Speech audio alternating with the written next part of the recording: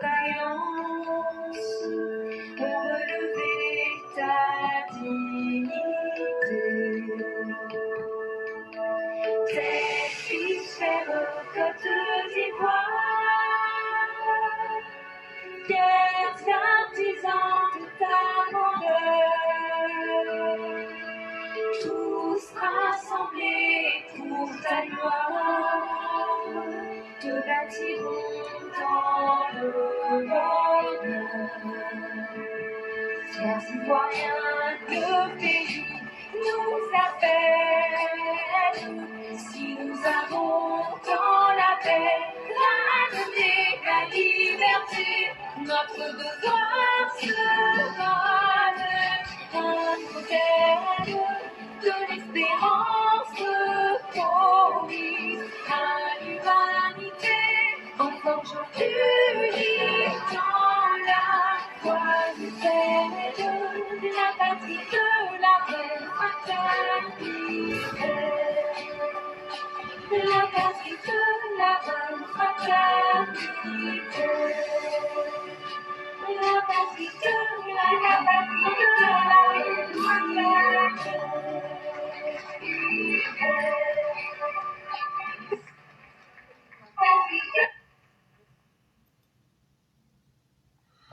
Bonjour mesdames et messieurs, bonjour chers auditeurs, bonjour chères auditrices, bonjour à tous les élèves de la classe Éclaireur Pro Vérité, bonjour à tous ceux qui nous suivent en ce jour du 26 septembre 2024. Vous êtes sur la plateforme Éclaireur Pro Vérité et encore merci à chacun et à chacune d'être présent à ce festin intellectuel pour animer la tribune de la voix du militant.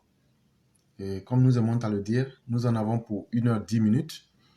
Tous ceux qui souhaitent prendre la parole peuvent se signaler dès cet instant parce que la voix du militant, c'est la séance par excellence où on laisse la parole aux uns aux autres. Et ceux qui se présentent sont ceux que nous prendrons. Et donc, vu que le temps il est assez limité, ceux qui veulent déjà la parole, vous pouvez vous signaler pour qu'on puisse vous donner la parole et que vous puissiez exercer votre droit à la parole. Vraiment, merci infiniment à tous ceux qui nous font confiance. Merci de participer à l'éveil de conscience en Côte d'Ivoire. Et tous ceux en tout cas qui veulent la parole, vous l'avez et vous pouvez exercer votre droit fondamental qui est le droit à pouvoir vous exprimer. Et donc, comme je l'ai dit, le temps il est assez limité. On ne pourra pas tergiverser. C'est seulement ceux qui vont se présenter qu'on pourra prendre pour animer le festin intellectuel. Donc, merci à tous. Merci infiniment pour le grand travail qui est fait et surtout pour l'éveil des consciences.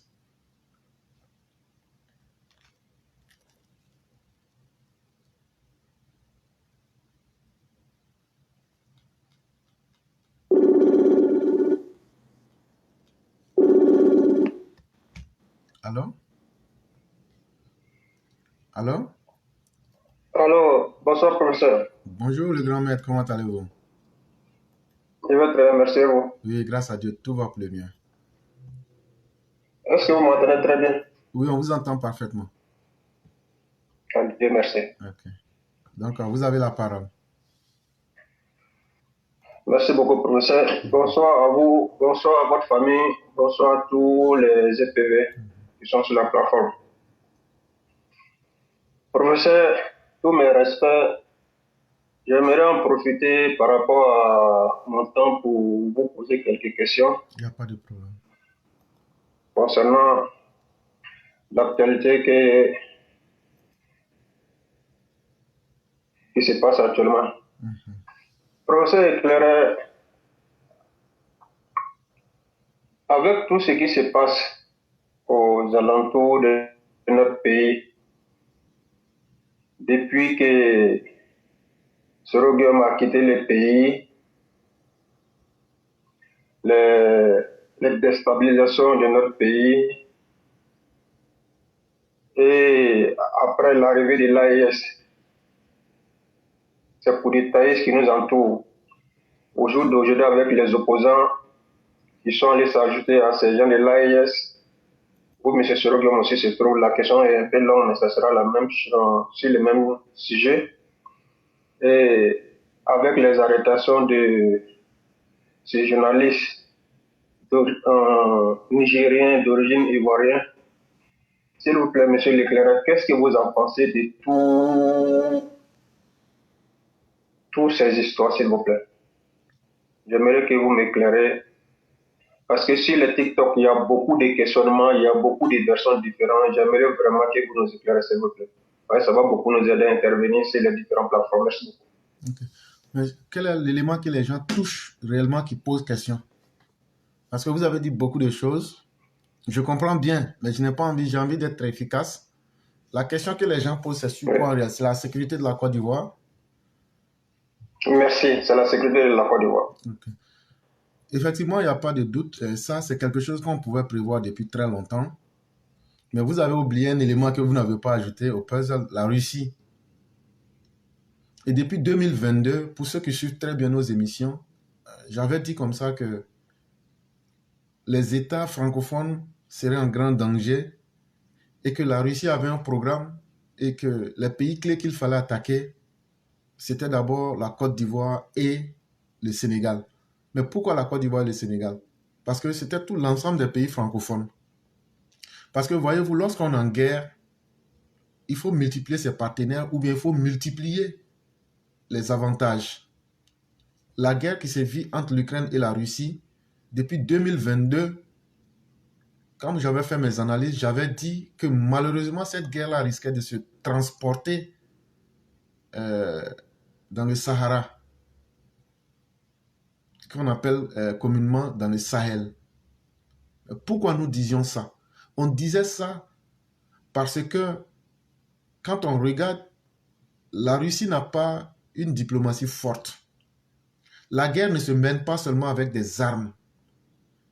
Et comme la Russie, diplomatiquement, n'a pas développé des relations solides à travers le monde, il fallait donc qu'elle puisse déstabiliser certains pays pour pouvoir asseoir une certaine autorité politique.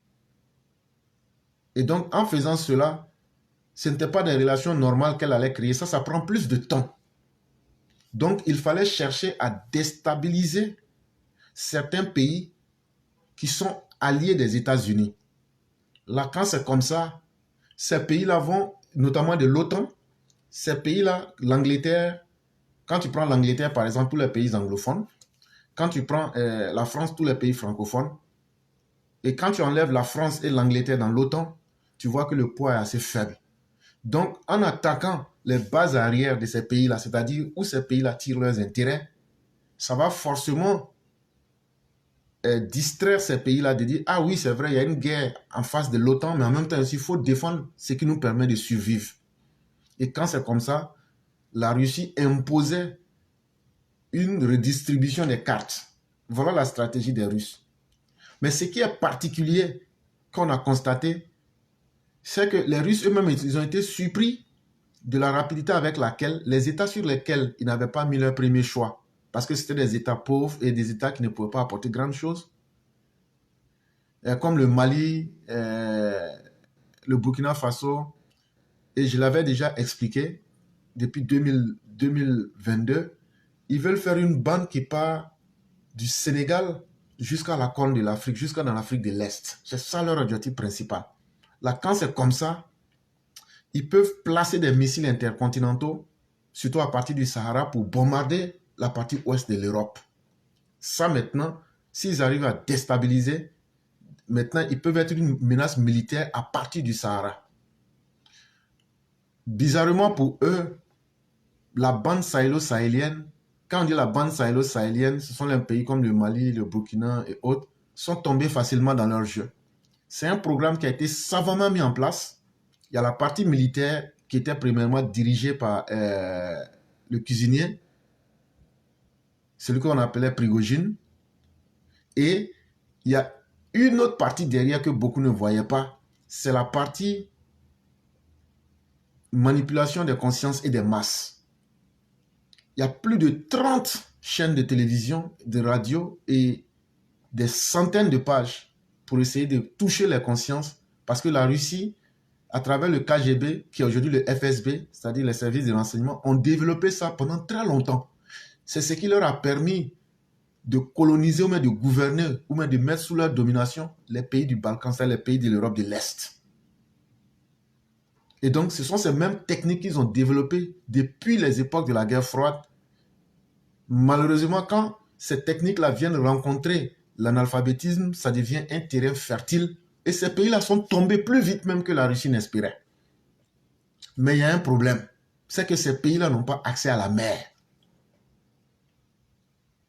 Si vous remarquez très bien dans la guerre entre l'Ukraine et la Russie, ceux qui suivent très bien, on vous parle de la mer Noire. Il y a un problème. Parce que quand tu n'as pas accès à la mer, c'est un véritable problème. Donc, le problème du Sahel ne se limite pas seulement au positionnement géographique, mais ça leur donne aussi un accès à la mer Méditerranée. Or, il se trouve qu'à partir du détroit de Gibraltar, s'ils ont accès au Sahara, et c'est pourquoi vous avez remarqué, ils ont apporté un soutien indéfectible à Haftar pour essayer de déstabiliser la Russie. Tout ça, c'était pour se placer réellement au nez de l'Europe. Parce qu'à partir de là-bas, c'était encore plus facile pour eux. Malheureusement, leur stratégie qui était de prendre l'Afrique de l'Ouest avec un pays qui a un port, c'est ça qui est le véritable objectif. Et c'est pourquoi vous avez vu à un certain moment, ils ont aidé. Celui qui vous dit que les dirigeants actuels du Sénégal n'ont pas été aidés par l'AES, cette personne-là vous ment. Que ce soit en termes d'information, que ce soit en termes d'appui idéologique, les dirigeants actuels du Sénégal se sont basés sur les reliques, je vais dire, de ce qui est mené dans ces pays de l'AES aujourd'hui pour prendre le pouvoir. Et les gens de l'AES qui sont aujourd'hui des brigands au pouvoir pensaient aussi que ces personnes allaient se joindre à elles. Et donc n'ont pas hésité à faire le jeu de ceux qui sont au pouvoir actuellement au Sénégal pour que ces personnes viennent au pouvoir. Et même, nous n'avons pas toutes les preuves, mais on craint fort qu'il n'y ait pas eu de manipulation des résultats qui aient pu faire venir ces personnes au pouvoir. Mais ça, ce ne sont pas des preuves réelles que nous avons. On ne peut pas les prendre comme la vérité absolue. Et donc, sur le front sénégalais, vous voyez que l'AES a une attitude assez bizarre. Ils veulent en même temps, tu as l'impression qu'ils sont ensemble, tu as l'impression qu'ils ne sont pas ensemble. C'est une fois qu'ils vont venir au pouvoir que les dirigeants sénégalais vont constater que non, mais ce sont les Sénégalais, à la fin de la journée, qui nous ont élus. Si on s'amuse à ce jeu-là, ça risque de mal finir pour nous. Et jusqu'à actuellement, eux-mêmes, ils ne sont pas dans une position assez claire. Et donc, ils se disent quoi? Peut-être qu'un jour, les Sénégalais peuvent changer d'idée et les rejoindre. Mais celui qui s'est montré intransigeant et qui a dit « j'ai pris une voie que je vais suivre sans hésiter », c'est la Côte d'Ivoire. Et donc, il y a deux choses qui les gênent quand il s'agit de la Côte d'Ivoire. La position politique et idéologique de la Côte d'Ivoire gêne beaucoup la Russie et les pays de l'AES. Parce que pour les éléments de l'AES qui ont fait des coups d'État, pourquoi aujourd'hui nous, on a déstabilisé notre pays? Pourquoi la Côte d'Ivoire ne peut pas être déstabilisée pour qu'on soit au même niveau? Et donc ça, c'est l'Africain véritable. Mais au niveau de la Russie, ça leur pose un problème parce qu'ils n'ont pas un accès à la mer. Et donc ça bouleverse tout leur programme, que ce soit politique ou militaire. Voilà aujourd'hui pourquoi les gens s'attaquent beaucoup à la Côte d'Ivoire. Les gens ne s'attaquent pas à la Côte d'Ivoire parce que c'est Alassane qui est le président. C'est une question qui est simple dans l'équation. Parce que Alassane Ouattara n'est qu'un homme, Alassane Ouattara passera. Alassane Ouattara ne peut pas éternellement empêcher le coup d'État. Même de son vivant, il y a des pays qui ont décidé de faire du coup d'État et du désordre. Il n'y a pas de problème. Mais aujourd'hui que vous avez fait ce coup d'État et ce désordre dans vos pays, et que vous avez choisi des nouveaux maîtres, mais assumez les conséquences de vos actes. Mais non. On enlève Alassane Ouattara dans l'équation. Ces personnes-là veulent toujours que nos pays soient au même niveau. C'est-à-dire que l'expérience malheureuse dans laquelle eux se sont mis aujourd'hui de faire des coups d'État, aujourd'hui, les conséquences sont en train de les frapper en plein visage. Il faut que aussi tous les États puissent vivre la même chose. Et si vous remarquez très bien dans leurs accusations, c'était la Côte d'Ivoire, c'était la Côte d'Ivoire, c'était la Côte d'Ivoire. Aujourd'hui, ils accusent même le Togo. Aujourd'hui, ils accusent le Ghana. Aujourd'hui, ils accusent le Nigeria. Ça veut dire petit à petit, ils sont en train de faire progresser leurs accusations et leurs stratégies pour essayer de convaincre le monde entier que c'est la CEDEAO qui est contre eux. Et quand c'est comme ça, c'est tout le monde qui est contre eux. Que ce soit vrai ou que ce soit faux, l'essentiel est qu'il faut multiplier ce genre de pratique pour que ça rentre dans les esprits. Et malheureusement, c'est là qu'il est important d'informer les uns et les autres. On va encore rentrer dans une campagne de manipulation qui est encore plus grande. Ce que tu vois là, il y a eu la réunion il y a 2 ou 3 jours à Ouagadougou avec le petit frère d'Ibrahim pour essayer, et l'une des caractéristiques, un des points de la réunion, c'était comment multiplier les propagandes contre la Côte d'Ivoire. Et donc, malheureusement, ce que tu dis là, ce n'est pas un fait nouveau, c'est ce qui leur a été demandé depuis avant-hier. Et donc, ils vont multiplier ces facteurs-là. Mais en face de la vérité, il faut leur poser des questions simples. Quand vous leur demandez qu'est-ce que la Côte d'Ivoire a pu faire en mal pour qu'il y ait tout cet acharnement, ils ne pourront pas vous dire. Ils vont dire, mais c'est le président de la Côte d'Ivoire qui n'aime pas les gens. Mais on n'est pas obligé de s'aimer. Sinon, on décide de ne pas aimer les putsch. C'est un choix qu'on a fait. Si vous décidez d'aimer les désordres, c'est un choix que vous avez fait. Mais lorsque vous faites des choix et que maintenant vous estimez que le monde doit vous laisser en paix et que vous êtes en train de récolter les conséquences de vos choix, ne vous en prenez pas aux autres. C'est simplement ça le véritable problème. Sinon, il n'y a pratiquement rien d'autre. J'ai détruit chez moi. Il faut aussi que mes voisins aussi détruisent chez eux. Ou mais je vais par tous les moyens détruire chez mon voisin pour que nous soyons même chose. Et comme l'histoire du moment, à chaque moment qu'il y a des élections en Afrique, tous les esprits malins veulent essayer leur chance, veulent tenter leur chance. Et donc, pour beaucoup, c'est pourquoi le discours du 30 septembre du président Ouattara est attendu. Parce qu'aujourd'hui, si le président Ouattara dit « je ne suis plus candidat », ça va faciliter la tâche à l'AES de pouvoir encore créer plus de désordre. Et ça va aiguiser les appétits de plusieurs personnes. Voilà autant de réalités qui sont là. Et la personne qui fait peur à l'AES véritablement, parce que c'est une personne qui est en connexion avec le monde, une personne qui maîtrise les réalités mondiales, s'appelle Alassane Ouattara. Voilà, c'est ça qui les fatigue beaucoup.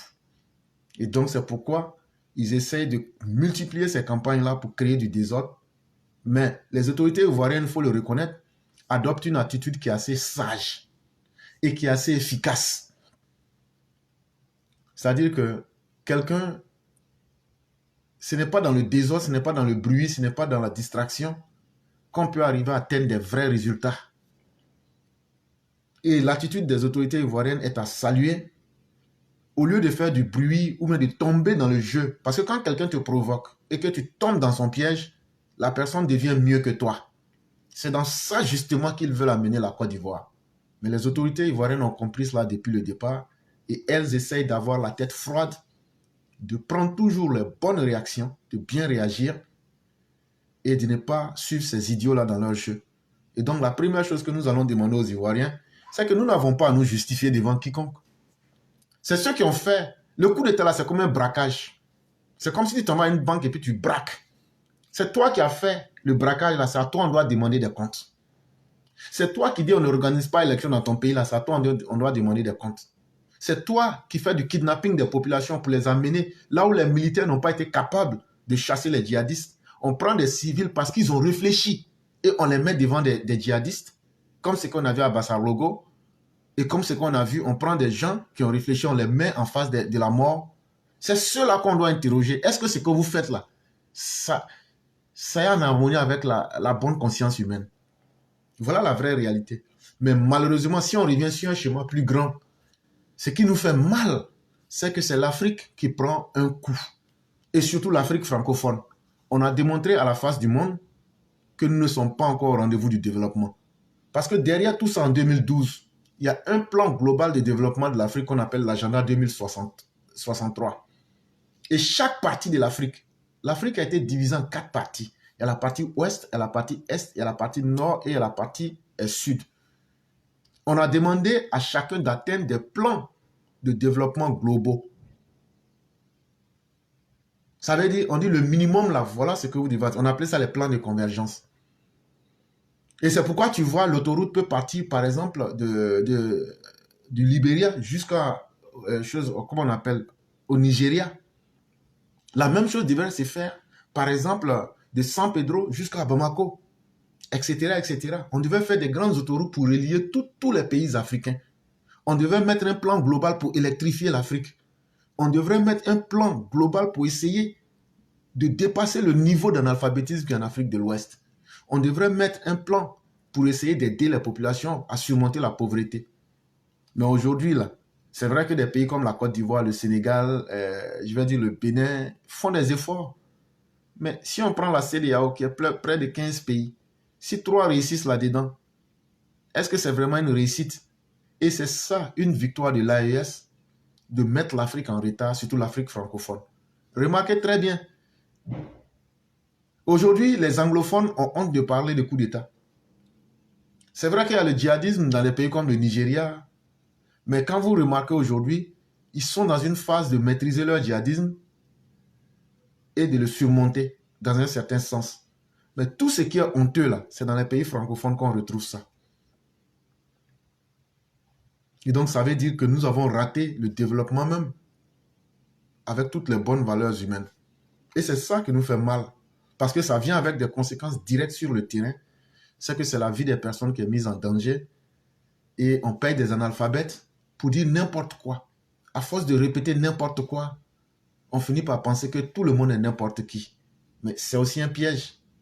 C'est là que nous autres, nous intervenons pour essayer, avec nos moyens de façon volontaire, de conscientiser les gens pour leur dire ne vous trompez pas. Tout ce que vous voyez là, ça va finir. Le Burkina ne va pas rester éternellement géré par des putschistes. C'est la Russie aujourd'hui qui profite d'eux parce que tant que la guerre en Ukraine est une réalité, il faut qu'elle puisse maintenir cette pression-là sur les pays de l'Europe de l'Ouest. Mais une fois qu'il n'y aura plus de guerre entre l'Ukraine et la Russie, la Russie n'aura plus besoin de ses États voyous. Et donc là, ces dirigeants voyous ne seront pas là. Et donc ça ne sera pas une situation éternelle. Mais une chose est évidente, le fait que les peuples vont se choisir des dirigeants, que ce soit par démocratie ou bien par une autre manière d'arriver au pouvoir, mais qui est légale, ça c'est une chose qui va toujours exister, qui va s'imposer. Donc, eux-mêmes, ils savent que ce dans quoi ils sont, ça ne sera pas quelque chose qui va durer, mais c'est pourquoi ils font beaucoup de bruit. Et chaque jour qui passe, pour eux, c'est un jour de réussite, parce qu'ils savent qu'à chaque instant, ils peuvent tomber. Donc, c'est un peu comme ça que je pouvais répondre. Merci beaucoup, professeur. Je ne sais La pas si vous avez réponse été est très, très satisfait, satisfaisante. parce que voilà, c'était comme c'était vague, donc je suis rentré dans plusieurs segments pour répondre. Je ne sais pas si vraiment ça a été satisfaisante comme réponse. Ouais, ça a été très, très satisfaisant parce que vous avez touché un peu partout, depuis même à la tête qu'elle a Russie jusqu'à descendre en Afrique de l'Ouest avec ses putschistes. Donc, tous les plans qui sont contre notre pays, vous avez vraiment donné des réponses qui sont satisfaisantes parce que avec ça, nous avons des éléments quand même très clairs pour pouvoir se défendre quand nous allons monter sur les différentes plateformes. Merci infiniment, professeur. Merci à Merci. toi. Merci beaucoup. Et, Oui, vous avez la parole. d'accord, merci beaucoup. J'aimerais en profiter pour lancer un message aux Ivoiriens. Chers Ivoiriens, chères Ivoiriennes, quand vous avez déjà fini d'écouter ce message du professeur, tous ces éclaircissements, prenons soin de protéger notre cher pays qui est la Côte d'Ivoire. Tous les renseignements, n'importe quelle discussion que vous allez avoir avec des voisins et des étrangers, signalez nos autorités compétentes rapidement le plus vite possible. Pour ne pas que notre pays puisse être déstabilisé par ces voyous, parce que c'est leur but. Et à l'AES, s'il vous plaît, concentrez-vous sur vos différents pays avec les problèmes que vous avez créés.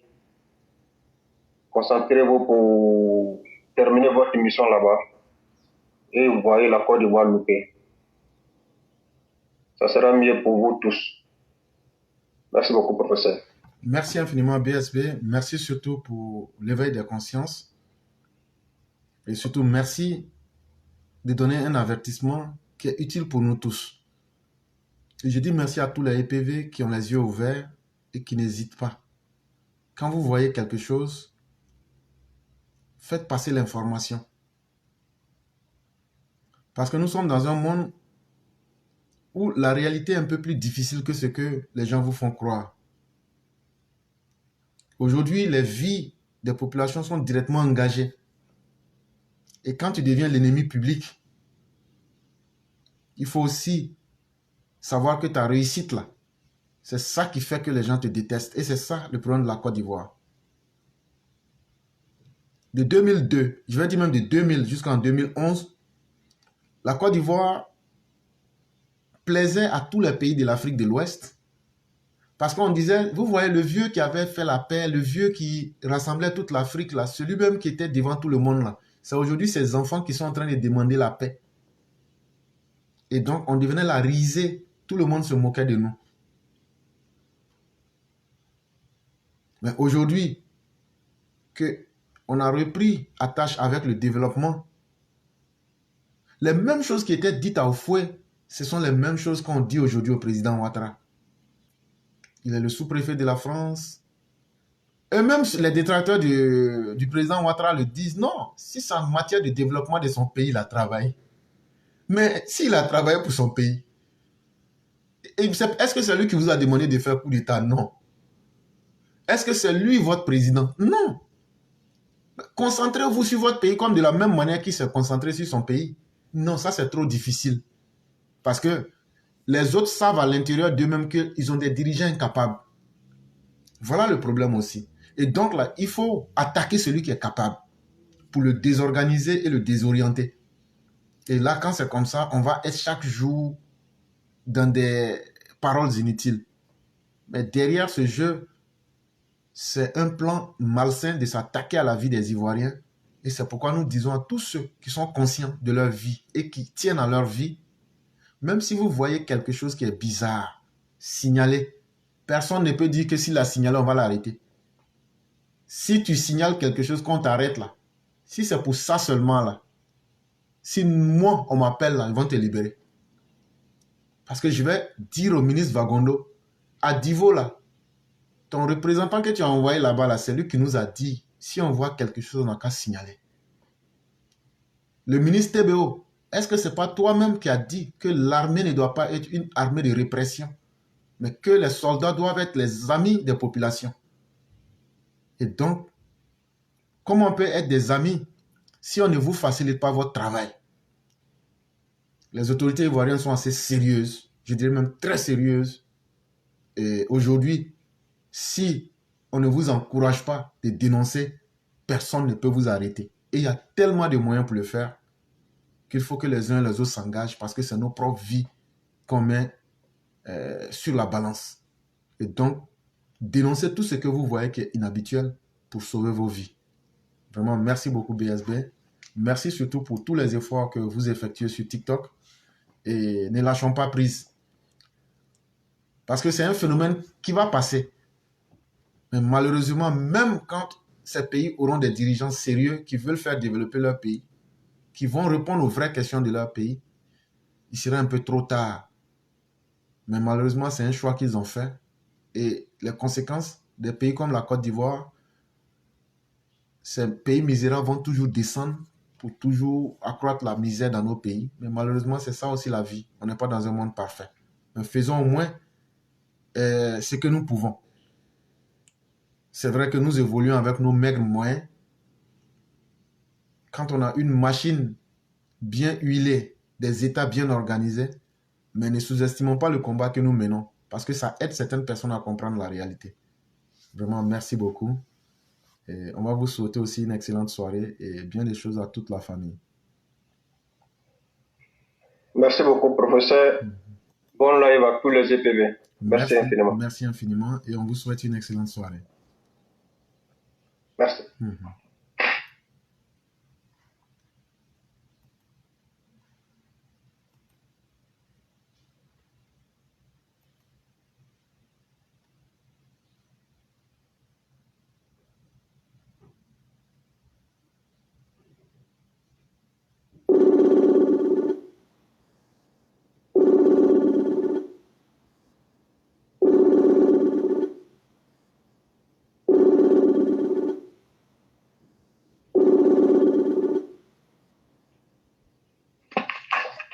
allô?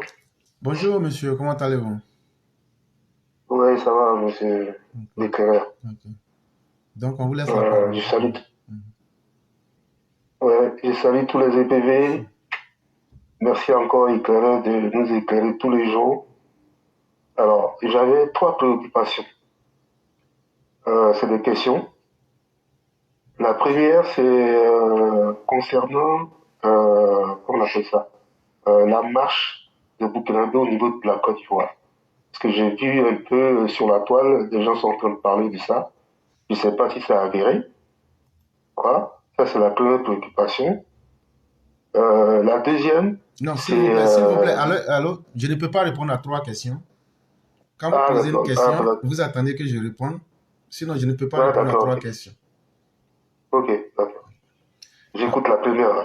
en ce qui concerne la marche, je crois que ce sera le 30 septembre ou le 28 septembre, quelque chose comme ça.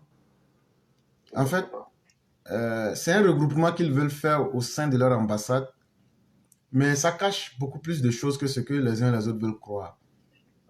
Parce que vous ne pouvez pas dire qu'un pays, à travers ses autorités, veut vous attaquer et en même temps, vous voulez utiliser ce même pays-là comme un relais pour vous remplir les poches et puis lancer une propagande à partir de ce pays-là. Ça devient vraiment un manque de respect qui en est de trop.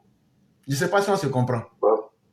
Oui, très bien, Voilà. je comprends très bien. Ça devient un manque de respect qui en est de trop. C'est-à-dire que moi, je vais chez vous, je vous accuse de Ouais, tous les noms et après, ouais. je me dis, bon, comme c'est comme ça, je vais dormir chez vous puis manger chez vous. Et en même temps, je vous accuse que vous en voulez à ma vie.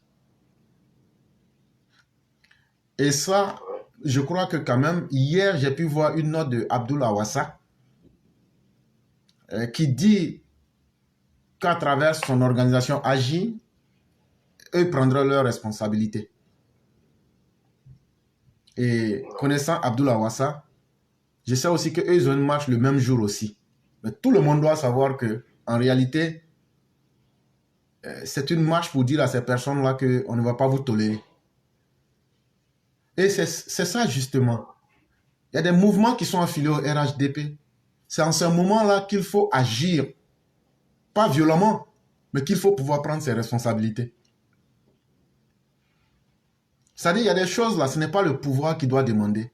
Ça doit venir naturellement des populations. C'est comme un père qui demande à ses enfants, bon, il est temps que vous sortez maintenant pour aller me défendre. Ce père-là, au fond de lui-même, il va comprendre qu'il n'a pas d'enfant et que lui, le jour qu'il ne sera pas là, ses enfants ne pourront plus faire quelque chose. Il y a un comportement qui est vraiment difficile à comprendre chez les Ivoiriens, surtout les partisans du RHDP. C'est que on se ment en nous-mêmes. Il y a une lâcheté qui est à l'intérieur de nous-mêmes. Non, non, le président Ouattara n'aime pas les bruits. Non, le président Ouattara dit, il ne faut pas, on va faire ça. Frère, de vous à moi, qui peut me dire par A plus B que le président Ouattara a dit ne marchez pas? Non. Qui peut me dire que le président Ouattara dit, si quelqu'un, on t'a fait quelque chose qui ne t'a pas plu là, il faut te défendre? Qui peut me montrer ça? Il y a des choses qu'on ne dit pas. Il y a des choses qu'on ne dit pas. Exactement. Mais malheureusement, nous sommes gagnés par la lâcheté. Et ça, il faudrait qu'on soit conscient que ça va être notre plus grand ennemi.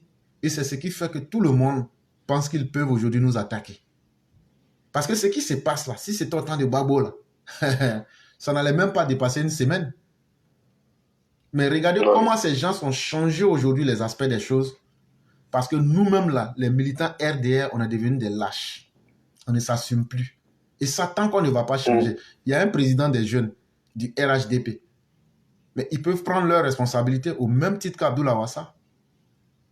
Mais quand c'est Abdoul qui sort pour prendre ses responsabilités, le AJ, c'est vrai qu'ils sont proches du RHDP, mais ce n'est pas la seule organisation. En fait, beaucoup ont peur de se mettre dans le charbon. Et une fois que vous êtes dans cet état mental-là, c'est la lâcheté qui vous domine. Malheureusement, c'est ça qui fatigue beaucoup les gens du RHDP. Sinon, on aurait dû prendre nos responsabilités face à certains événements pour décourager les personnes qui sont là. Donc, c'est un peu comme ça que je peux répondre à la première question.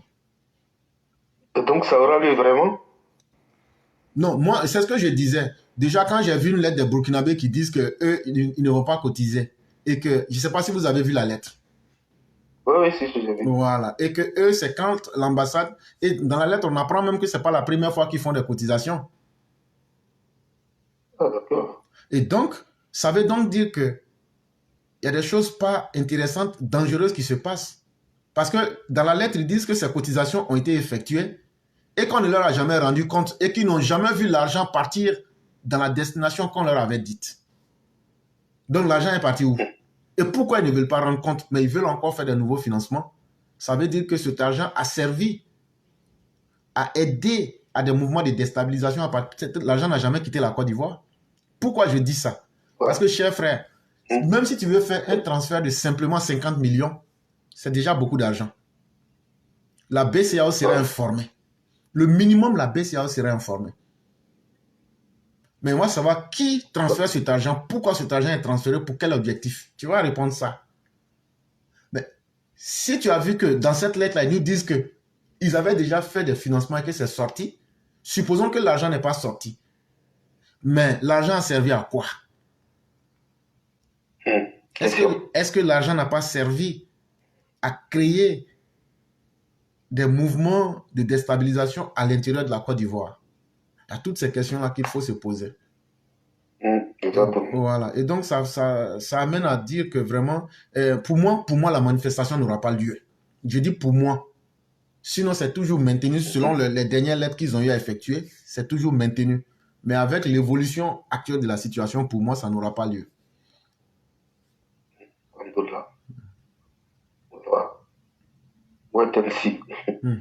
Vous aviez une troisième question. C'est bien.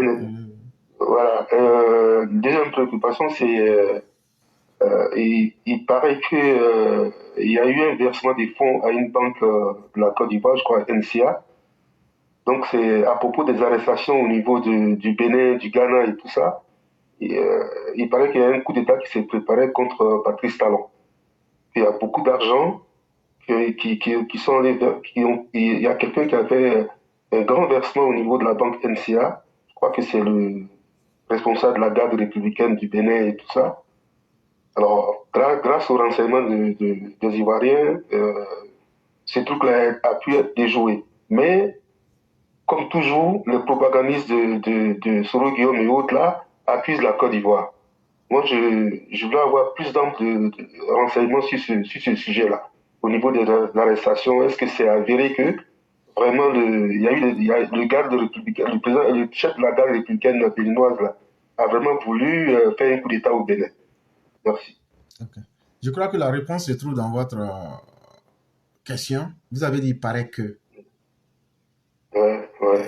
Comme je ne suis pas trop sûr, voilà. C'est ça que j'ai dit, peut-être mon éclaireur va me dire. Voilà. La réponse est déjà là. La réponse est déjà là. Tout ce qu'il paraît que ne croyez pas. Ah, d'accord. Okay. Parce que si la source est fiable, vous auriez évoqué le nom de la cible, mais en fait, tout ça, ça participe de la propagande. Si vous remarquez très bien, c'est Chérif Ousmane qui devrait faire un coup d'État et ce qui lui manquait, c'était d'aller à la RTI pour annoncer. Et ce sont les propagandistes qui nous ont informés. C'est vrai. Voilà, c'est la même... Moi, ça a rendu mon frère malade. Hein. Non, c'est la même chose. En fait, ils essaient pays par pays. Après avoir essayé en Côte d'Ivoire, après c'est Zakaria, après c'était encore XY. Mais il faut essayer la même chose et voir où ça va prendre. Tout ça, ce sont des méthodes du FSB. C'est-à-dire que c'est un sondage de terrain à travers les émotions pour voir si ça peut prendre. Et puis souvent, on accuse des éléments clés d'un système pour voir si ça peut les ébranler ou même toucher leur crédibilité. C'est comme par exemple, si on accuse Chérif Ousmane aujourd'hui de vouloir faire un coup d'État en Côte d'Ivoire. Supposez que par exemple, le régime ne réfléchisse pas, mais par émotion, les gens arrêtent Chérif Ousmane. Mais le régime se plante un couteau dans le dos. Et donc, c'est fait toujours exprès. On s'attaque à des éléments clés. Comment comprendre que le régime actuel là va mettre Koné Zakaria en danger pour l'envoyer au Mali et puis on va l'arrêter là-bas. Mais tout ça, c'est fait exprès. Mais quand vous remarquez très bien ceux à qui ils s'attaquent, ce sont des gens que Soro Guillaume n'a jamais pu contrôler. Depuis la rébellion, quand je prends le cas de la Côte d'Ivoire, Soro Guillaume n'a jamais pu contrôler Koné Zakaria. Ça, c'est vrai. Soro Guillaume n'a jamais pu contrôler Chérif Ousmane. Chérif Chérif est très intelligent. Il est très intelligent. Sinon, depuis longtemps, même sa vie, il a passé des vies à trépas. Donc, quand vous voyez qu'il ne s'attaque à autre qu'à ces personnes-là, c'est le même schéma qu'ils veulent faire au Bénin. Et c'est pourquoi vous voyez, ils disent, il paraît que quand tu vas fouiller la source, tu vas trouver que ce n'est pas sérieux. Et donc, il faut toujours accuser la Côte d'Ivoire. Donc, l'argent est passé par la Côte d'Ivoire. Et donc, une fois qu'on voit ce schéma-là, on comprend que c'est de la manipulation. Et donc, Jusqu'à ils ont mis, je coupe pas votre parole, le cœur, il y a le porte-parole même du gouvernement béninois, je ne sais pas si c'est lui, je vois sur Internet qui est en train de pondre un communiqué et tout ça, machin. Je dis, mais c'est quoi ça? non. Donc j'ai dit, attends, moi je vais attendre le cœur puis je vais lui poser la question, parce que franchement... Il y a de la manipulation. Il y a de la manipulation. La seule, ce que je sais, il y a pratiquement presque 2 mois, c'est en tout cas le Ghana où il va avoir un coup d'État et ce sont les renseignements ivoiriens qui ont donné... qui a informé les Ghanéens. Ça, ils ont pu anticiper. Mais pour le Bénin, là, non, ce n'est pas la vérité. Ah, ok, sûr. Alors, la toute dernière, c'est, voyant tous ces phénomènes-là autour de la Côte d'Ivoire, est-ce que nous sommes vraiment armés pour, en cas de quelque chose, pour pouvoir nous défendre? Si vous suivez les émissions... Parce que ça fait trop peur, ouais. Voilà. C'est vous qui vous faites peur, mais est-ce que le président Ouattara vous a dit qu'il a peur? Non. Bon, hier même, ouais. le TBO était dans le nord. Ouais. Hier même, TBO était dans le nord. Et il a passé dans les camps des Burkinabés. Pour vous dire que les autorités ivoiriennes sont sereines. C'est moi ici, je sors pour vous dire que la semaine passée, Thalès était en Côte d'Ivoire. Et je donne des détails. Il n'y a pas un pays qui est plus serein que la Côte d'Ivoire. Et ça, je vous le dis et je le répète, il n'y a pas un pays qui est plus serein que la Côte d'Ivoire. Parce que, militairement parlant, nous sommes la 98e armée au monde. Je ne sais pas si vous voyez ce que cela veut dire. Ah ouais, c'est grande chose ça. Parce que quand je regarde tous les autres pays... Ça veut dire, ceux qui vendent les armes à tous les pays là, ils ne disent pas tout, mais ils disent, faites attention, ce pays-là aujourd'hui, ils ont un niveau d'armement qui est élevé. En même temps, quand tu payes des armes, tu auras formé les hommes. Ouais. Est-ce que vous savez aujourd'hui qu'il y a des Ivoiriens qui sont dans des grandes écoles militaires à travers le monde? Non. Voilà. Ceux-là, on va attaquer leur pays, ils vont s'asseoir pour dire que moi je suis en Europe, ça me suffit. Ils ne vont pas mettre leur expertise au service de leur pays. Ouais, absolument. Est-ce que vous avez vu un ministre de la Défense qui est aussi acharné sur la défense d'un pays que TBO? Il travaille en tout cas. Prenez tous les ministres de la Défense que vous avez connus. Il n'y a pas un ministre de la Défense qui est aussi acharné que ce monsieur-là pour la dignité de la Côte d'Ivoire.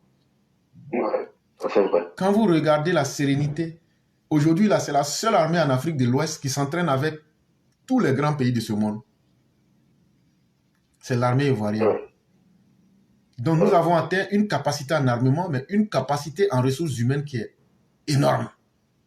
Nous sommes la première armée francophone de l'Afrique subsaharienne et nous sommes la deuxième armée de la CEDEAO. Ce sont des indices. Et si vous avez remarqué, les autres ont fait leur indépendance. Les autres ont dit que nous avions loué des armes, mais eux n'ont pas été capables d'avoir des armes à louer. Parce que nous, on a fait pour nous avant pour eux. Mais eux n'ont pas été capables de louer des armes. Ça veut dire qu'en termes de relations internationales, on est mieux lotis que eux. Parce que moi, je préfère un pays qui a la capacité d'aller louer des armes pour dire qu'on a un bon terme avec le monde et que le monde sera avec nous, plutôt que d'être un pays qui est isolé et qui nous montre des armes de la préhistoire et des époques de Mathusalem. Donc, ce sont des signes révélateurs qui disent que la Côte d'Ivoire est en bonne santé militaire autant qu'économique et qu'il ne faut pas du tout avoir peur. Absolument. Merci l'éclaireur. Il n'y a pas de problème. Parce que c'était des préoccupations, franchement, qui me dérangeaient. Pour des jalousies autour de nous, franchement, c'est... Ah là, je suis rassuré là. Merci, la vie continue. La vie continue. Merci infiniment à vous et ça a été un énorme plaisir pour nous. Et chaque fois que vous aurez des questions, en espérant qu'on aura les réponses. Vous pouvez venir les poser parce que ça aide beaucoup de personnes. Ouais, c'est vrai. Parce que moi, après les shérifs, là, ça a rendu. Jusqu'à je lui ai dit, abonne-toi à l'éclaireur parce que tu vas voir des trucs là-bas. Je ne sais pas s'il a fait. Parce il a été tellement empoisonné sur les réseaux. Je me disais, je dis, bah, abonne-toi à l'éclaireur. Moi, c'est là-bas, je suis maintenant. Les autres là, je n'écoute même pas. Voilà. En tout cas, Ce qui est vrai, lui, il le dit. Nous faisons quand même l'effort d'être honnête vis-à-vis de nous-mêmes parce que à quoi sert-il de mentir et puis demain, voyez-vous? Donc ça fait que mieux vaut dire ce qui est vrai et simple et puis le monde continue. Exactement. Voilà. Quand les choses vont mal aussi, vous taper, voilà, on le dit pour que les gens puissent se corriger. Vous taper dessus. Voilà. Pour qu'ils puissent se corriger parce que c'est à nous tous notre avantage. Si on les laisse aller dans le vide ou dans le vent, c'est nous tous on récolte les conséquences. Exactement. Et donc, pourquoi ne pas? Parce qu'aujourd'hui, c'est ça. Les opposants sont en train de manipuler la population. Si nous, on vient tomber dans le jeu pour dire que non, il faut se taire. Mais notre silence sera un silence même qui va encore creuser la tombe de nos populations. Et ça, ce n'est vraiment pas acceptable. Voilà, ce n'est pas acceptable. Ça, c'est vrai. Ok, merci bien les frères. Vraiment, merci beaucoup. Bonne continuation et bonne soirée. Merci et bien des choses à vous aussi. Merci, au revoir. Je vous en prie.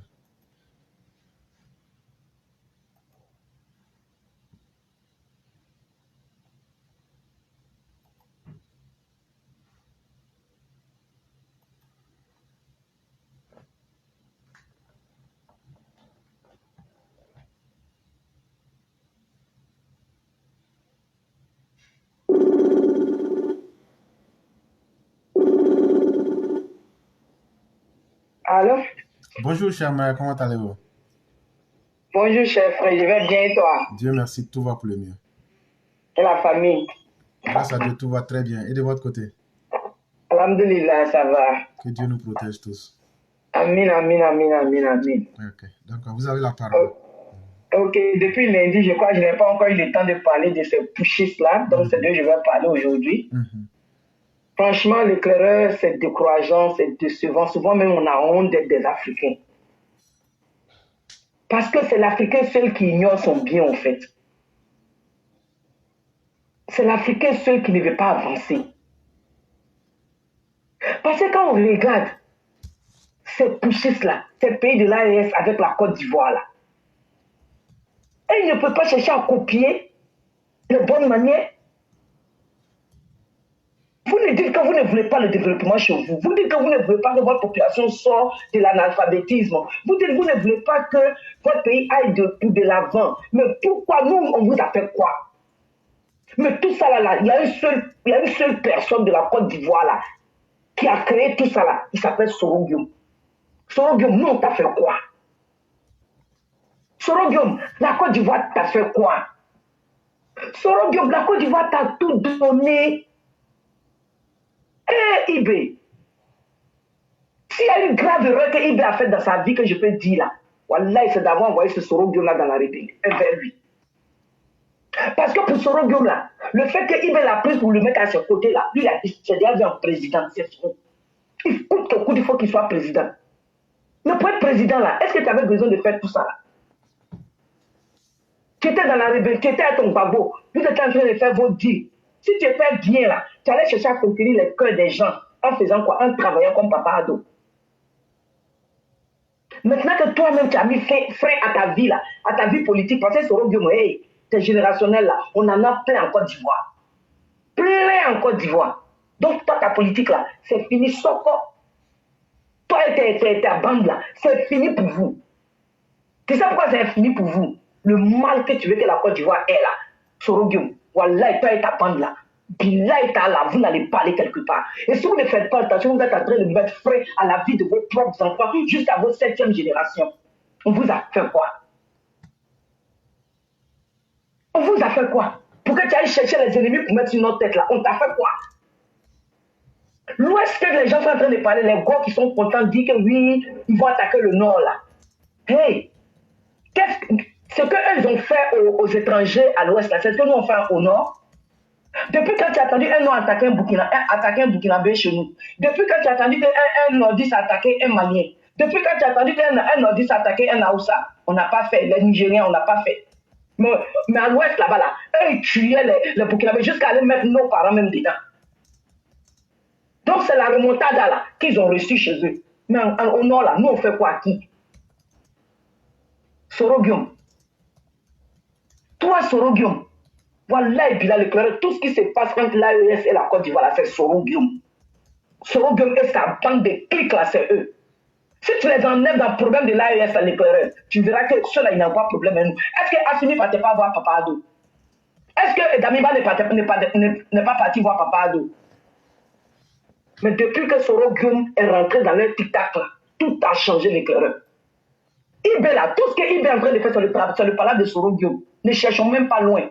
Mais Inch'Allah, vous allez échouer. On vous a fait quoi? La Côte d'Ivoire vous a fait quoi?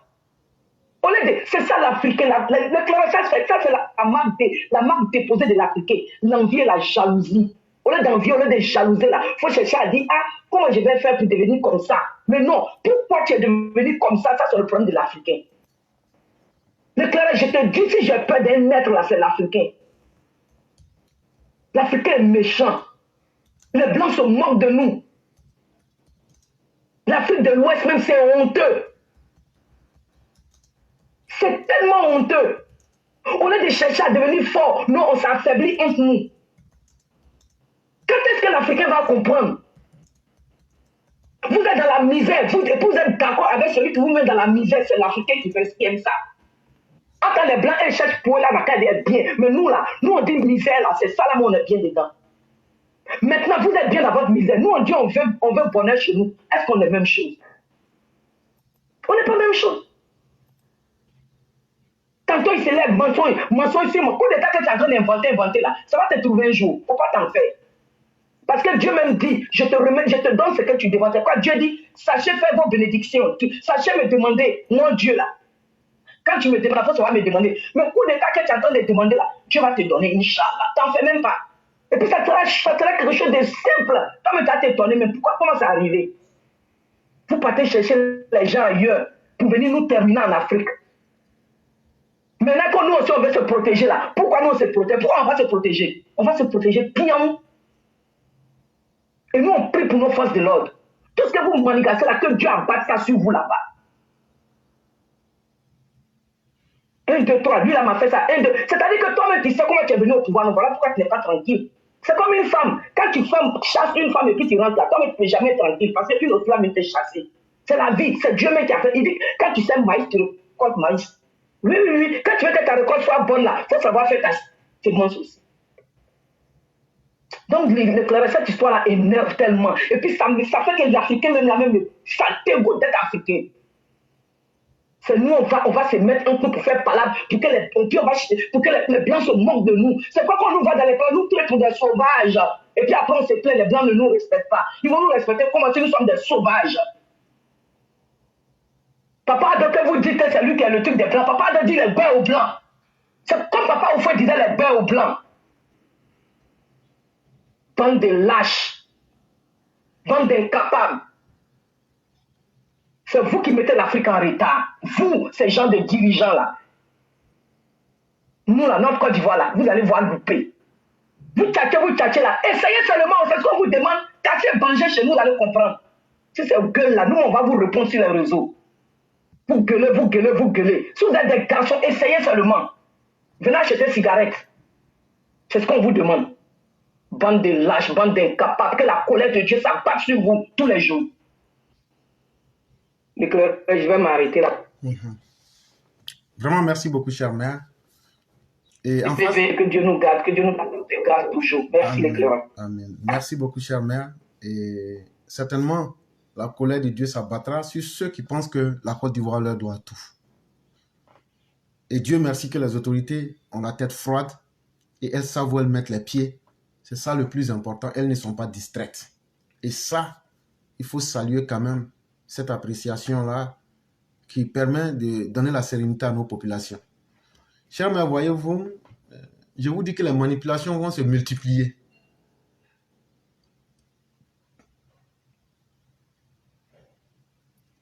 Je vous prends par exemple un article. Alassane Ouattara s'apprête à renoncer à un 4e mandat selon des sources concordantes. Et ça vient d'être publié à 51 minutes. Et la page sur laquelle c'est publié, c'est écrit « Allons avec Ado ». Je ne sais pas s'ils sont RHDP ou pas, mais il y a une première faute qui a été commise, que tout le monde peut voir. L'article, il faut que ceux qui ont fait l'article changent. Aujourd'hui, nous sommes en quelle date? Allô? Oui, allô? Aujourd'hui, nous sommes à quelle date? Nous sommes au 26. Jean-Michel Leroy pour l'Observateur français, publié le 28 septembre 2024. On n'est pas encore 28 septembre 2024 et ils ont déjà publié que Alassane Ouattara ne va pas être candidat. Donc, est-ce que ça vaut encore la peine de lire le reste? Non, Voilà. Donc, tout ça, c'est de la manipulation. Et c'est pourquoi nous disons à nos parents, si vous ne savez pas maîtriser les outils de communication, et là, c'est quand on voit le site qui a publié à 51 minutes s'appelle Allons avec Ado. Donc, ils vont dire aux gens, c'est sur un site de RHDP même, ils ont écrit en haut, en grand point, exclusivité CI. C'est comme ça, les messages de propagande, là, c'est comme ça. Et après, maintenant, ils mettent des détails. Que non, au Sofitel Hôtel, le président, ce 30 va se prononcer selon des sources. Voici ce qu'ils disent. Cette décision marquerait un tournant dans la vie politique de la Côte d'Ivoire et viendrait confirmer la promesse faite par le chef de l'État en 2020 et reformulée en 2025 alors qu'il déclarait vouloir se retirer du jeu électoral après son mandat. À l'époque, Ouattara avait été contraint, blablabla. Bon, c'est que tout est beau. Et après, on nous rappelle que Ouattara a 82 ans aujourd'hui. Il est né en 1942. Il était le chef d'État le plus âgé de la planète. yeah. Devançant le président Joe Biden. Est-ce qu'un militant du RHDP peut dire ça? Et en même temps, ce qui est intéressant, outre cette potentielle annonce, un autre développement majeur pourrait secouer le paysage politique ivoirien, un rapprochement avec Tidjane Thiam, ancien directeur général du Crédit Suisse et Prudential, figure montante de l'opposition, président élu du PDCI. Selon plusieurs sources, des discussions informelles auraient eu lieu entre les proches de Ouattara et Thiam. Un soutien du rassemblement des Oufoutistes, le RHDP, à une éventuelle candidature de Tidjane Thiam en 2025 n'est pas à exclure.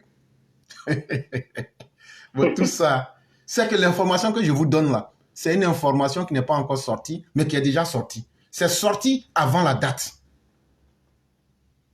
Et ils disent que c'est un certain Jean-Michel Leroy. Si vous partez sur le site Allons avec Ado, vous allez voir cette information là-bas. Ça a été publié le 28 septembre 2024. Ça veut dire qu'ils vivent déjà dans un monde parallèle. Et eux peuvent dire des choses avant même que ça n'advienne. Vous voyez que c'est un tas de montage. Tout ça, c'est fait pour salir, pour décourager les militants RHDP. Chers militants, le 30 là, Alassane Ouattara est notre candidat. Et hier, j'ai donné toutes les raisons humainement acceptables. Donc, on ne va plus revenir là-dessus. Ne vous laissez pas distraire. Restons concentrés. Mais c'est pour vous montrer la manipulation, ce que c'est. Et peut-être que ce que je dis, je peux être en train d'inventer les choses. Malheureusement, je n'ai pas envie de poster pour que les gens croient. Mais je vais prendre une capture d'écran. Je ne sais pas s'il faut le faire parce que je n'ai pas envie de mettre de telles conneries sur notre plateforme. Mais je vais prendre une capture. Je ne trouve même pas que c'est la peine parce que non, mais je vais prendre une capture d'écran pour vous amener. Comme c'est à vous, j'ai dit. Peut-être que les gens vont dire que j'ai inventé des choses. Clara, tu ne nous as jamais menti. Non, mais, en tout cas, non, mais jamais... je vais vous envoyer au moins la capture d'écran. Là, quand c'est comme ça, si des gens disent que j'ai menti sur eux, voilà, vous allez dire quand il a fini de m'envoyer la capture d'écran et j'ai pu voir la capture d'écran. Sinon, vraiment, ça me ferait mal de mettre une telle information voilà, qui pourrait tromper les militants alors que c'est loin de la vérité. Je ne pourrais pas publier. Mais c'est le côté manipulation, là, c'est ça que je vais montrer aux gens. Il dit que ça a été publié le 28 septembre 2024. On n'est pas encore 28 septembre 2024.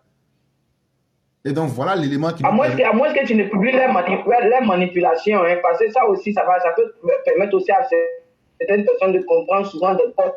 Ce que je vais faire, je vais poster et puis mettre faux là-dessus. Voilà, je vais ajouter le logo faux, voilà, pour dire que c'est la manipulation. Voilà, là, quand c'est comme ça, tout le monde pourra voir. Voilà, donc là c'est vrai, là, tout le monde pourra voir au moins.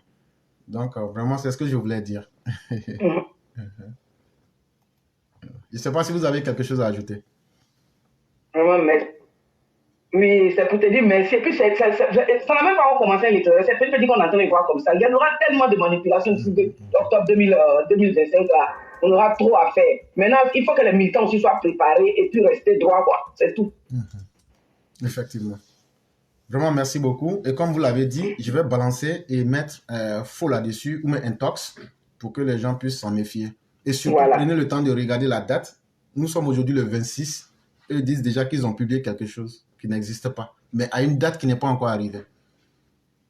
Donc, merci beaucoup, chère mère, et on va vous souhaiter une excellente soirée. Merci à toi toujours, chef. Merci à tous les EPV et bon jeudi à tous. Merci beaucoup, chère mère, et nous vous souhaitons la même chose. Merci.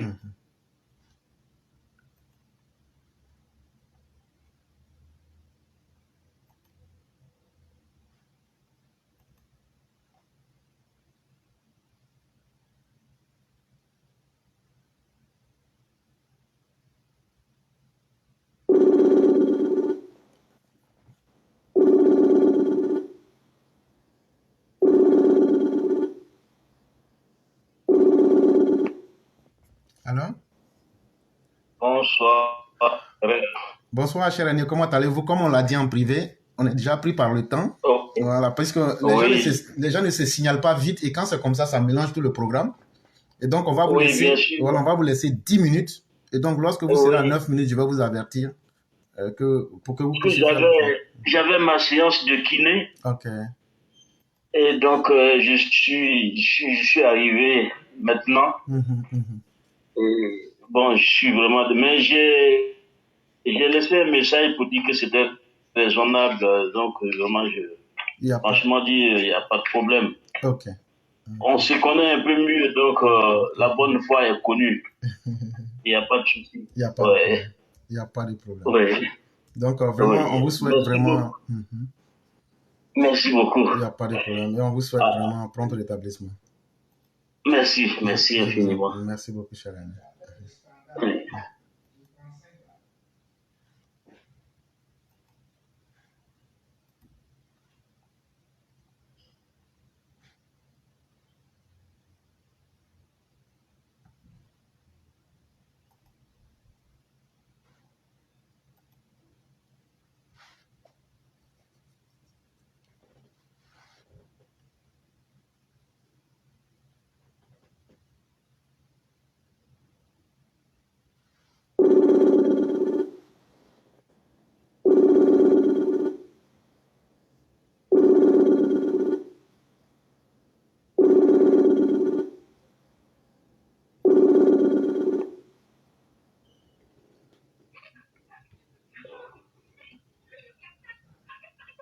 Allô? Oui, bonjour le roi du printemps. Comment ça va? Bonjour Leclerc, comment ça va? Oui, ça va. Donc, on va vous laisser rapidement une quinzaine de minutes. D'accord. Voilà, donc merci beaucoup. Ok. Merci, puis bonjour, bonsoir à tous les PV, selon votre zone géographique. Et merci beaucoup à toi, Éclairé, et puis merci à tous les élèves de la classe. Moi, je le dis aujourd'hui, quand on regarde un peu l'atmosphère sociopolitique, moi, je peux aisément dire que nous avons été quand même les seuls à dénoncer ce que nous sommes en train de voir aujourd'hui. Il y a longtemps, nous parlons de cette affaire-là, et aujourd'hui, le temps nous a donné raison. Pour aller plus rapidement, je vais me prononcer sur les relations diplomatiques, ou encore, je vais dire les relations, oui, diplomatiques entre la Côte d'Ivoire et les pays de l'AES, précisément entre la Côte d'Ivoire et le Burkina Faso. Vous savez que la Côte d'Ivoire et puis le Burkina, sous les autres régimes précédents, entretenaient des relations vraiment très respectueuses, mais depuis un certain temps, et à cause de tout ça là, pour permettre aux deux peuples de vivre en paix, les deux pays s'étaient engagés sur le chemin, en tout cas sur la voie du dialogue, sur la voie de l'intégration, de sorte qu'un Ivoirien qui se retrouve à Ouagadougou se sent chez lui et vice-versa. Et quand par la force des choses, des putschistes arrivent au pouvoir, ils remettent en cause, ils remettent même à plat tout ce qui avait été fait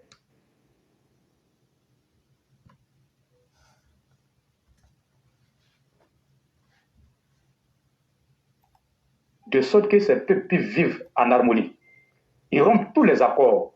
Aujourd'hui, on se retrouve dans une situation où la Côte d'Ivoire est constamment accusée par, comment on appelle, IB Cacao, d'être à la base de la déstabilisation du Burkina Faso. Alors que, quand on veut prendre le thème déstabiliser, mais je crois que la Côte d'Ivoire n'a jamais pris d'armes contre le peuple burkinabé. La Côte d'Ivoire n'a jamais dit à qui que ce soit, allez-y attaquer le Burkina. La Côte d'Ivoire n'a jamais dit à qui que ce soit, comment on appelle, s'arrêter, dire que voilà, comme le Burkina, bon, enfin. Et quand vous voyez ça, il nous parle de déstabilisation, alors que lui-même, il a pris des armes pour chasser, comme on appelle, quelqu'un qui avait la volonté de lutter contre le terrorisme et de faire en sorte que les Burkinabés s'entendent entre eux. Chassé, et quand il a chassé, aujourd'hui, il n'a plus retrouvé une solution, il est obligé de mentir, et sur la France, et enfin, surtout la Côte d'Ivoire. Mais ce qui est intéressant dans ça, regardez très bien ce qui se passe actuellement. La Côte d'Ivoire était le seul pays à être accusé. Mais au fur et à mesure que nous avançons, au fur et à mesure que lui-même voit son pouvoir en train de partir, il est obligé de tirer dans tous les sens. Et les pays qu'il a eu à accuser, tenez-vous bien, ce sont ces pays-là qu'il taxe, comme on appelle, d'ennemis.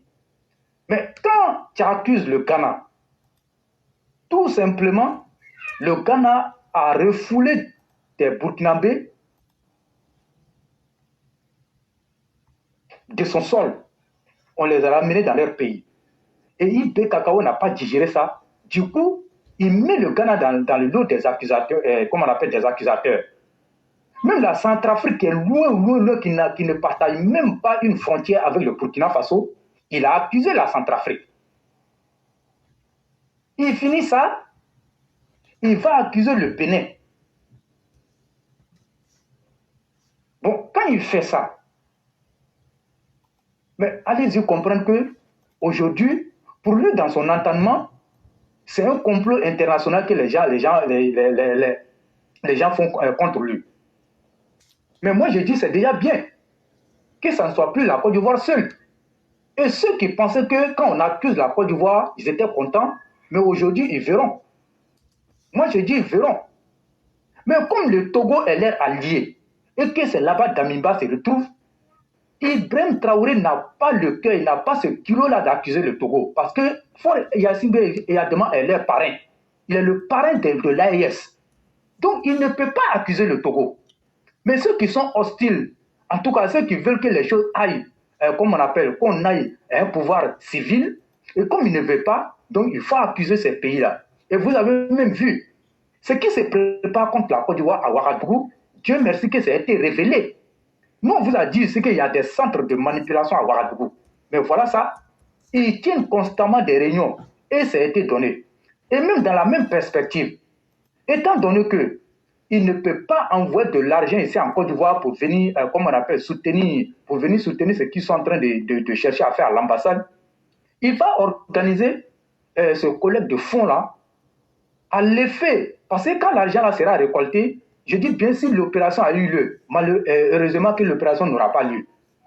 Donc si l'opération avait eu lieu, tout l'argent qu'ils allaient récolter, ce n'était pas pour envoyer tout au Burkina Faso. Ils allaient diviser l'argent en 3 tranches. La première partie allait rester ici sur le territoire ivoirien parce qu'ils ont recruté des jeunes ici. Donc du coup, il faut trouver l'argent pour les entretenir sur le terrain. Donc la première partie va rester ici sur le sol ivoirien. Et la deuxième partie ira au Burkina pour, comme on appelle, pour entretenir les VDP. Parce que de plus en plus, les VDP sont en train de grogner. Ibrahim Traoré, ils ont mis des arriérés de mois. Mais il n'a plus l'argent. Hein? Et aujourd'hui, il va récolter l'argent en Côte d'Ivoire. Et cette partie-là va aider à payer les VDP. Et la troisième partie va servir à entretenir les cyberaboyeurs. Vous avez vu, ils ont une organisation. Et comme il faut trouver de l'argent pour pouvoir les entretenir, donc ils vont récolter les fonds en Côte d'Ivoire qui l'accusent toujours, récolter les fonds là et diviser, comme je l'ai dit. L'autre va rester ici pour entretenir ceux qu'ils ont recrutés avec l'accord des opposants ivoiriens. Et les deux autres partis iront au Burkina Faso pour entretenir les cyberactivistes et maintenant les VDP. Mais quand on a trop laissé faire, à un moment donné, ça devient un mépris. C'est-à-dire qu'on fait au Burkina Faso là-bas, et comme ils ne parlent pas, on va venir maintenant faire ça dans leur propre pays et on verra ce que ça va donner. Et donc, Éclairé vous a dit ici hier que ne regardez pas seulement le bâtiment de l'ambassade du Burkina, bien ne regardez pas ça en une simple, comme on appelle, une simple ambassade. Comme on appelle l'ambassade du Burkina Faso est devenue aujourd'hui le centre même des opérations, même de la déstabilisation de la Côte d'Ivoire. Mais on peut tendre sur tout. Mais à un moment donné, il faut taper du poing sur la table pour montrer à ce petit délinquant-là qu'on ne va plus accepter. Mais le seul langage qu'Ibrahim Traoré peut comprendre, c'est celui de la fermeté. Mais tant qu'on va continuer à dire oui, il faut voir les populations, ces populations-là le soutiennent, non? Ces populations-là le soutiennent. Ces populations-là le soutiennent. Mais pourquoi à chaque moment, on va toujours dire il faut regarder le côté population, alors que ce sont ces populations qui cotisent l'argent pour lui donner? Il faut qu'à un moment donné, nos autorités arrêtent. Hein? Il faut qu'ils arrêtent à un moment donné. On ne peut pas cacher tout, même si vous faites des choses en bas. À un moment donné, il faut sortir pour dire voilà. Ça peut permettre à la personne de savoir que le plan que je suis en train de monter, voilà, les gens connaissent le plan. Mais à chaque fois, c'est la Côte d'Ivoire qui est accusée. Et on attend juste que le président Alassane Ouattara lui-même puisse paraître pour dire oui, fais ça, fais ci. Non. Une maison là, c'est vrai, il y a un chef de famille, mais la maison là, la gestion de la maison, elle est collégiale. On ne peut pas dire que parce que le chef n'a pas dit qu'on ne va pas faire. Il faut le faire. Et donc, à un moment donné, il faut être vraiment sorti de ce silence-là et montrer que la Côte d'Ivoire a dépassé ça. Et donc, moi, pour le moment, je vais encore saluer les autorités pour le travail qu'ils ont eu à faire. Aujourd'hui, ils ont mis toutes les preuves devant l'ambassadeur du Burkina. Il n'a même pas trouvé mot pour dire. La façon dont il dit qu'il va apporter les preuves, il n'a jamais apporté les preuves. Il vient encore avec une même accusation contre la Côte d'Ivoire sans toutefois apporter les premières preuves qu'il avait dit, comment on appelle, il allait chercher à mettre ça à la disposition des gens. Il ferme ça et il vient. Mais vous savez, il est en train d'utiliser la technique de « je t'accuse » pour t'enlever toute légitimité de m'accuser. Parce qu'il sait très bien ce qu'il a concocté ici en Côte d'Ivoire pour déstabiliser le pouvoir. Et comme ça a été su, automatiquement il sort pour accuser automatiquement la Côte d'Ivoire, pour enlever toute légitimité à la Côte d'Ivoire de l'accuser. Et c'est ça. Mais quand on est trop attentiste, voilà le résultat que ça apporte. Moi je dirais que je ne dis pas que nos autorités ne travaillent pas en sous-main, ils travaillent en sous-main, mais ils sont trop attentistes avec ce qui doit être, comme on appelle, une sorte d'anticipation. Aujourd'hui, même si les gens voient, mais c'est lui qui est sorti pour parler. C'est de qui ils sont en train de parler aujourd'hui? Voilà, la Côte d'Ivoire voulait faire ça. Mais quand on lui demande d'apporter les preuves, il n'apporte pas les preuves. Le Nigeria a accusé, tout simplement parce que Tinubu est le président comment on appelle, de la CEDEAO. Mais quand vous regardez ça, moi je me dis qu'à un moment donné, la Côte d'Ivoire ne peut pas donner tout au Burkinabé. Et en retour, ils vont venir nous récompenser comme ça. Et j'ai vu les députés RDP qui ont été envoyés par le parti dans le Nord. Ils sont allés faire des dons à ces populations-là qui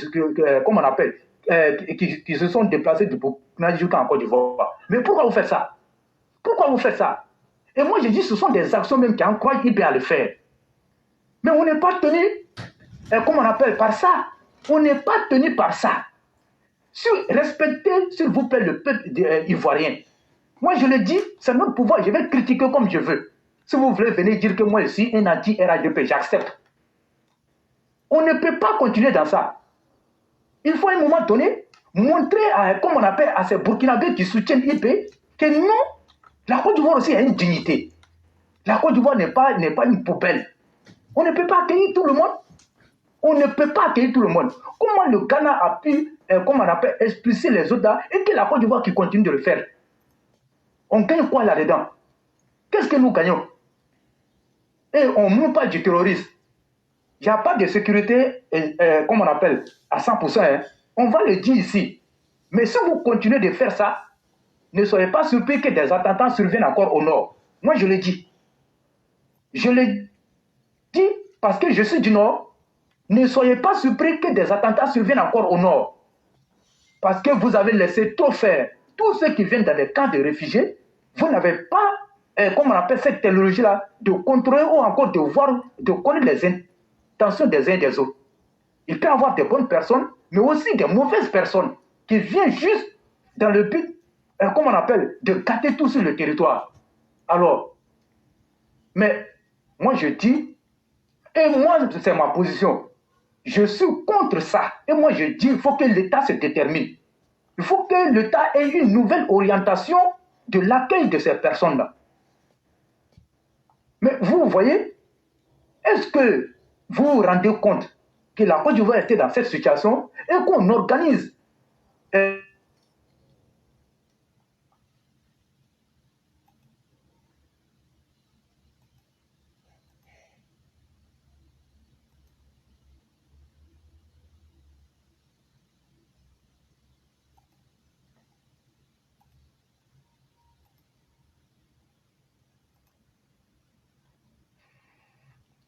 Et donc, comme je l'ai dit, ils seront tous arrêtés. Mais aujourd'hui, on dit non, il faut les laisser faire. Voilà ça. Et moi, j'ai vu une note après, les ressortissants résidents au Burkina Faso qui ont produit, qui disent non, qu'ils ne se reconnaissent pas dans cette opération de collecte. Et que par le passé, ils ont eu à le faire. Mais ils n'ont pas, obtenu des résultats. Mais après, il n'y a pas eu de retour, on ne leur a pas fait le point. Donc, ils ne peuvent pas continuer de cotiser pour une cause dont ils ne connaissent même pas, les tenants et les aboutissants. Qu'ils sont désolés, mais pour le moment, ils ne sont pas prêts. Mais pourquoi ils ont produit cette note-là? C'est parce qu'on a tapé du poing sur la table. Et moi, je voudrais saluer Abdoul Awassa, comme il a dit, les organisations proches du RHDP, ce sont ces organisations-là qui doivent faire le boulot. Mais regardez seulement, cette soi-disant société civile, qui n'a même pas véritablement une coloration politique, mais qui travaille aujourd'hui à la solde de l'opposition. Mais c'est ça, c'est l'organisation qui fait le travail. Mais nous avons des organisations connues ici, qui sont affiliées au RHDP. Mais quand il y a une situation, on a vu dans le règlement de la prise d'otage des 49 soldats. Mais n'eût été la détermination de ces organisations-là, mais on n'allait même pas voir, la situation n'allait pas vite se régler. Mais il a fallu la détermination des jeunes du RHDP, de toutes ces organisations-là, pour qu'on ait enfin gain de cause. Mais pourquoi aujourd'hui les choses se passent et que ces organisations-là ne disent pas mot? Ça aussi, c'est une question qu'il faut se poser. Est-ce que le pouvoir ou bien le parti a fait une injonction vers a dit non, ne faites plus ça? Voilà des questions qu'il faut se poser. Maintenant que la situation est en train de venir nous avaler, on va dire encore ces organisations-là, sortez. Mais comment un parti au pouvoir peut s'amuser comme ça? C'est vrai, la sécurité est garantie. Ça, on n'a pas de doute. Mais je dis, il faut faire attention. Et donc, moi, je dis merci à Abdoul Awassa Et on attend, parce qu'ils disent que c'est le 28, on attend de voir ce que ça va donner. Mais pour le moment, vraiment, continuer à soutenir le président. Et moi, je viens de voir une torsion d'un journaliste qui est assis en France, qui prend, comment on appelle, ses rêves pour la réalité, qui dit comme ça que le président Alassane Ouattara s'apprête à aller annoncer le 30 novembre qu'il va renoncer au quatrième, comme on appelle, un autre mandat, parce qu'il avait été contraint en 2020 de le faire. Maintenant, il a 80 ans et donc il souhaitait aller se reposer. Et quand il finit dans l'article, vous allez voir, il fait les éloges de Tidjane Thiam. Et que Tidjane Thiam va succéder au président. En fait, bref, c'est une torsion. Et comme nous on l'a dit ici, Tidjane Thiam, là, les gens, il a recruté beaucoup de journalistes, même en Côte d'Ivoire, que ce soit partout dans le monde entier, pour polir son image, pour préparer l'esprit des Ivoiriens, que c'est lui qui sera le meilleur, comme on appelle, le meilleur profil après le président Alassane Ouattara. Et donc, c'est ce travail-là que les journalistes sont en train de faire. Ne vous fiez pas. Quand vous allez voir ce torsion-là ailleurs, là, ne vous fiez pas à ça. Ne vous fiez pas à ça. Donc, le président Alassane Ouattara, s'il estime qu'il va partir, il va partir. S'il estime qu'au regard de la situation, il va peser le pour et le contre et il prendra la décision. Sinon, ne regardez pas les torsions des journalistes. Éclairé, je vais m'arrêter là comme tu dois bouger là. Merci beaucoup et puis bonne journée à chacun.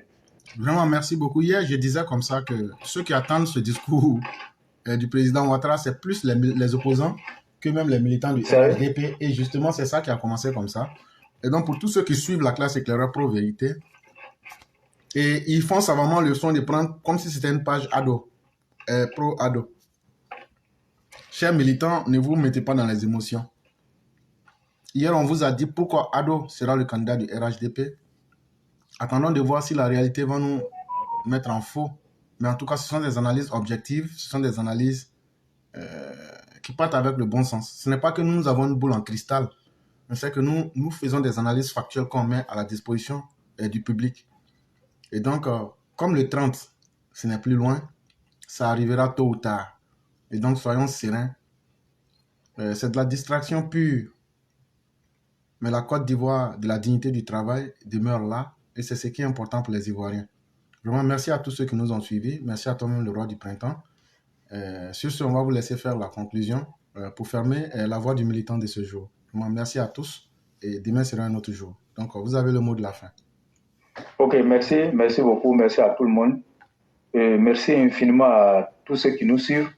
Éclairé, moi, je dis, on ne finira jamais de te dire merci parce que le boulot, là, il est extrêmement difficile. Moi, j'ai dit, moi, je ne peux même pas faire du cas ce que toi, tu es en train de faire. Je ne peux pas. C'est tellement... C'est-à-dire que il y a tellement de choses dedans. Il faut avoir, comment on appelle, la suite dans les idées. Il faut pouvoir... Vraiment, franchement, c'est... Je ne sais pas comment est-ce qu'on pourra te dire merci. Mais franchement, le boulot, il n'y a rien à dire. Aujourd'hui, tu es l'une des rares personnes qui dit les choses telles qu'elles sont, qui dit ce qui va se passer et qui dit avec précision tout ce qu'on a vécu, tout ce qu'on va vivre. Mais quand on a une plateforme comme ça, moi je bénis tous les jours cette plateforme parce qu'elle nous a permis d'abord non seulement de savoir comment fonctionne la vie, et aussi, ça a permis à beaucoup de personnes de nouer des amitiés, comme on appelle la fraternité. En un mot, cette plateforme nous a permis d'avoir l'amour de la Côte d'Ivoire. Et donc, il ne serait-ce que par ça, nous te disons encore merci pour tout ce qu'il est en train de faire.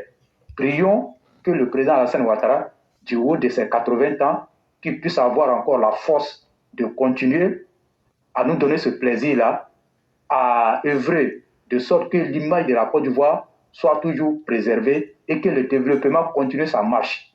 Cher EPV, je ne vais plus me mettre à citer vos noms, mais soyez sûrs d'une chose, c'est que nous sommes ensemble et que c'est la Côte d'Ivoire qui gagne. Bravo et félicitations à tout le monde, quelles que soient vos positions dans le monde entier. On s'est retrouvés ici, gardons la foi et faisons confiance au président. Il nous a dit qu'il ne va jamais nous trahir. il ne nous a jamais trahis. Certes, par moments, il prend des décisions impopulaires, mais à la fin, quand on analyse, après on lui donne raison. Mais ne serait-ce que par ça, on peut toujours lui faire confiance. Et vraiment, j'aimerais souhaiter comme ça un excellent jeudi à tous les Ivoiriens du monde entier, et même nos opposants. Éclairé, merci beaucoup, et puis demain c'est un autre jour. Merci beaucoup le roi du printemps, merci à tous. Demain sera un autre jour, et puisse Dieu nous maintenir dans ses grâces, et qu'il nous accorde autant de jours, que Dieu protège la Côte d'Ivoire et les Ivoiriens, que Dieu protège toutes les âmes positives, et merci à toi-même aussi, vous qui êtes sur le terrain, c'est aussi une grande capacité de courage. Bon, merci d'être sur le terrain, et surtout merci d'être en première ligne de la rencontre du 30 avec le chef de l'État. Vraiment, toi et Maurice, on vous salue beaucoup, le parrain, et merci pour tout ce que vous faites sur le terrain. Merci à tous, et demain sera un autre jour. Merci beaucoup. Okay.